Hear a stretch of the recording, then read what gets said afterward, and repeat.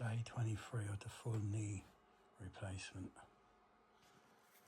Foot elevated, ice pack on the knee, bring down the swelling because it's quite swollen at the moment.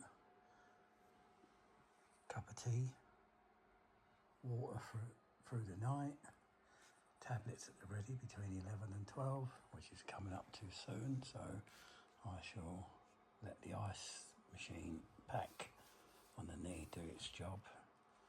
Let the elevating of the feet bring down the swelling, hopefully, and hopefully then get a reasonable night's sleep.